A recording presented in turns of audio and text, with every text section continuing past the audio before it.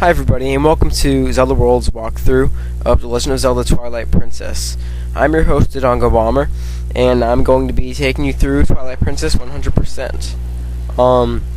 In case you haven't noticed already by the flippedness, this is the GameCube version of Twilight Princess. If you play the Wii version, you'll know it looks all backwards. I'm not going to get into the details of that, but basically, this is the first version I played, so I feel more comfortable with it. And also, most Twilight Princess walkthroughs I've seen are done on the Wii version, so I thought it'd be a good thing to have a GameCube version for one of the walkthroughs online. So that's why I just let this intro play out so I could just, go over the basic stuff. Yeah, I'm going to be uploading this a couple a week at least. I mean, it just depends on how fast I record them. I am doing this post-commentary, of course. I can never do 100% and commentary at the same time. That would just be awful. But anyway, yeah. A wolf randomly appeared there. I wonder what that is. Well, we'll find out in due time. This is The Legend of Zelda Twilight Princess, and I welcome you guys. So let's get started. For the sake of the game, we're going to be naming our character Link. And of course, we're going to be naming our horse Epona as well. Okay, so now we have a cutscene by Spring. The Spring will come into importance a bit later, but we'll get into that later, obviously. We have two characters sitting here.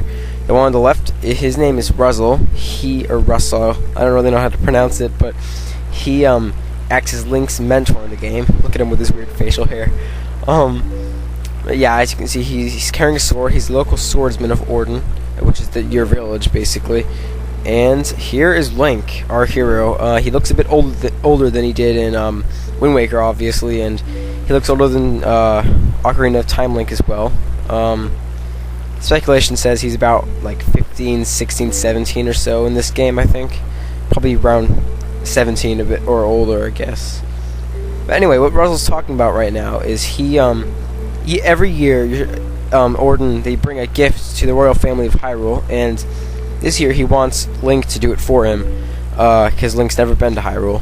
So that sort of sets off the adventure right away. We already have a task ahead of us, but we're not going to be leaving just yet. Of course, it's, late in the day. You wouldn't want to leave now anyway. Now, here's what I want to talk about the music. If you listen to this track right now, I mean, this game just has amazing music. I mean, it really fits the mood perfectly. And of course, right there is Link's horse Epona, carrying some wood for fire, I'm guessing. Never really explained that. You never see her with any wood in her back any other way. And Russell locks the gate. We're not getting back through there anytime soon, I guess. Now, as you can see right there's another spring. It seems similar to the one that Link and Russell were just sitting at. Again, the springs will come into importance a bit later.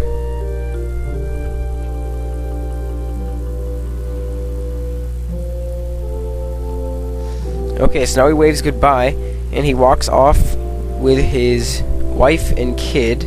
His kid's name is Colin, and his wife's name is Yuli. She's pregnant with another child, as you can see by her larger belly, I guess. Now, Colin sort of looks up to Link, as you can tell right there. He's sort of smiling off at him. He even looks very similar to Link. Some people speculate that they did that on purpose. I don't really know about that. But here we have another new character. It looks like it's a girl, and she takes Epona. Why would she do that? I don't know. Anyway, we have yet another new character. This guy's name is Fado. He owns the ranch of Ordon. They actually herd goats. He's sort of Link's boss. He's the ranch owner. But if you look closely there on Link's house, you can see there's actually those are actually some goat horns. It's kind of weird. They're connected in the top. They're like make a loop. But basically he needs Link's help to herd the goats in, since it is getting late in the day. And then he wonders, well, Epona's gone. Where is she? So that's our first task. We have to go and get Epona, and we can finally take control of Link in his raggedy clothes. I don't know really why they gave him clothes like that, but I guess it sort of makes sense. I mean, like, his right arm's bare, but his left arm has the green thing on, because that's that's the arm where he has his sword. So, assuming he were to hold a shield in the other arm, then that arm, his left, would be sort of protected. I don't know. I'm just rambling. So you go into the spring here, and you see the mysterious girl who walked off with Epona. Another great cutscene. I love how the sand depresses when Link steps on it. It's really cool effects, especially for GameCube graphics. Now, anyway, here is Ilia. That has kind of a weird name, I guess, but she sort of is Link's, I guess you could say, unofficial girlfriend. They don't really date or anything, but you know, you can definitely tell there's some strong feelings between them. And she also happens to like Link's horse a lot, which kind of gets annoying, actually. You know, she thinks she owns Epona. So if you talk to her, she'll say Epona's a girl, so we know that Epona's a girl in this game. And then she asks you to play a song on the grass here, and it's conveniently shaped like a horseshoe. Basically, when you play this song that Epona likes, it's Epona's song. If you listen closely there, she'll come running to you no matter where you are in the overworld. Epona will run to you, and it's a lot easier than trying to go find her or something. So you can talk to Ilia, and she just says now that she's all pretty up, you can go work at the ranch, which will get her dirty again. But no big deal. Alright, the horse control is just like it did in Ocarina of Time, except it's a lot easier, I guess you could say that. You know, instead of having carrots at the bottom, though, you have like whip cracks. That's what it looks like, at least. I'm not really sure.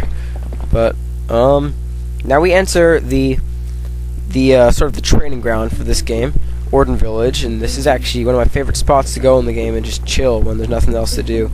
Ordon Village, it's sort of almost like separated from the rest of the areas in the game, but it serves as a nice small area to get you used to the basic playing mechanics of this game, and I like it a lot. It's really fun. It made me fall in love with this game the morning after I got it. So here we have the shop owner of Ordon Village, Sarah, standing here with her husband, I think his name is Hanch, and her daughter Beth. They're talking about a monkey who has been harassing the village, and then Beth asks Hanch, you know, can't you catch a monkey, Dad? And he goes, oh, well, no, I can't. It's just kind of funny. He has really funny dialogue in this game. So you walk over here, and here's Russell and his family again. He's practicing his cool sword moves. And he's talking about how Colin made a fishing rod, and it'll be ready tomorrow, so we'll keep that logged away, I guess, right now. We'll have to remember that later. And then Colin tells us the same thing. He's going to have his fishing rod ready for you tomorrow. So, we have one last character standing outside.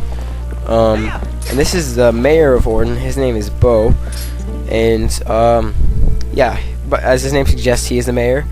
And he sort of is like a father figure to everyone in the village. He's a good guy, we can put it that way. He also has some funny moments in the game. So now you want to head up and you go into this area. This is Ordon Ranch, and really nice panning shot right here showing the whole place. Like I said, the atmosphere of Ordon Village is great. So as you can see, those goats with the odd circular horns are here. And you can run up and talk to Fido. Sorry to hurry over here, Link. So, apparently the goats never listen to Fido because they never do the whole game. He always asks for your help, but it's kind of funny. So, here we go. We have to herd them into the barn. Now, what you do for this is you want to sort of lead them in bulk towards the to the ranch or like the farmhouse or whatever. I'm not really following my own strategy right here as I'm talking, but so I think I sort of remembered it later. But yeah, you want to sort of go around the edge where this path in the ground is and go back and forth and then herd them in. But with this first time doing it, there's only 10 goats. It's not a big deal. You can just get them 2 at a time or so and get it really quickly. Yeah, I start to go around here, and yeah, you sort of just kind of edge them closer. Then you want to push A to whoop, as it says in the bottom, whoop, and then you can go and get them into the ranch pretty easily. Simple task. My brother had a lot of trouble with it though the first time he played. It's kind of funny.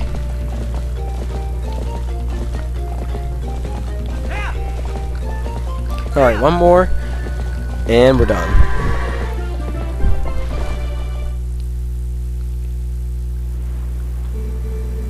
So he's much obliged to us, so That made us feel good. We did a nice task for Fado.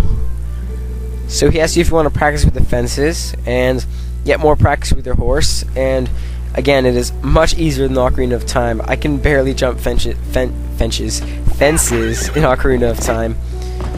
But yeah, you can go around a couple times and just get used to riding Epona.